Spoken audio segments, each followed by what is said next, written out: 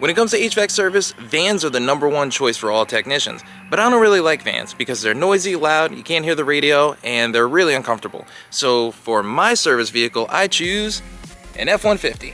Before we get started, I had to bring the back end of the truck into the garage because as you can see, it is super bright and everything would just get washed out in the camera. When it comes to storage, vans are superior. They have a ton of room, you can install a ton of racks, and basically have a mobile warehouse on wheels.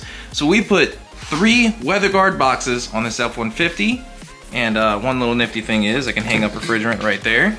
But inside these boxes, I did something really cool. I mounted Packout to the lid so that I can store fuses, drain parts, not a ton of drain parts because I don't do installs, and I separated all of the capacitors from everything else with PVC pipe in the back here. So when I take something out, everything doesn't just come forward and mess up all of my organization. Also, you can see that I have the PVC right here so that the contactors don't come forward. That's so when I close the bin, the Packout box misses all of that entirely, and I was able to use up this shelf space. So how well do these work and how are they mounted? Well, they work really well because it's just built shelves for Packout. They don't move at all. Basically, I have a bolt threaded through here. And on the top, all of these bolts come through. They were all drilled through. Nothing is self-tap. So these are rubber roofing washers. And it has rained quite a few times, and we've had no issues with water coming into the box and messing up any of the capacitor boxes or parts that we have in here.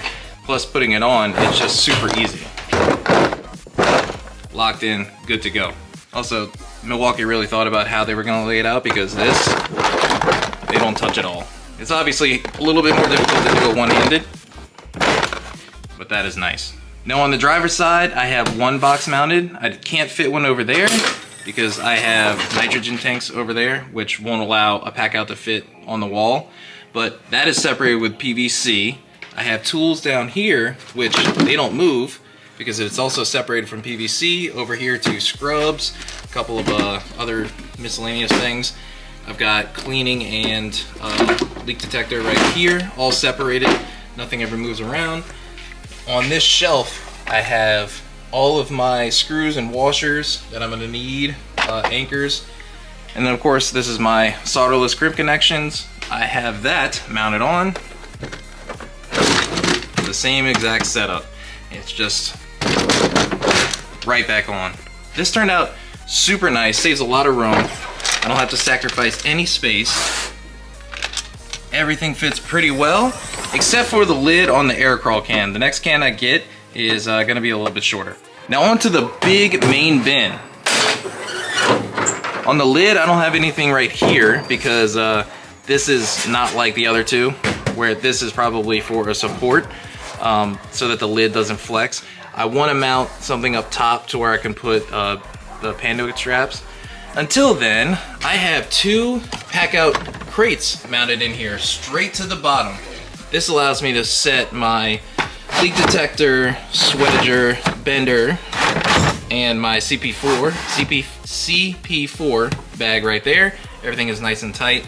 The scale fit right behind it. Now the way this setup works, these are 2 wall mount plates mounted straight down to the bottom of the box. And if you've ever worked in a big box like this trying to organize it, having something that is guaranteed not to move around, absolute game changer. Also, since we're on the topic of upgrades with Packout, you might recognize the studio, I changed out this section over here with Packout.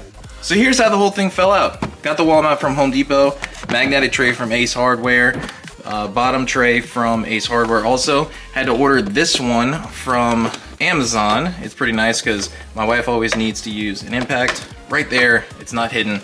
This is my DeWalt oscillating tool. Had to throw it in upside down. But up here we keep a flashlight and an extra impact.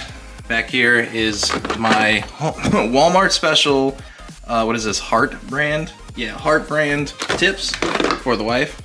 But this whole thing turned out really nice. Tell you what though, this is not cheap.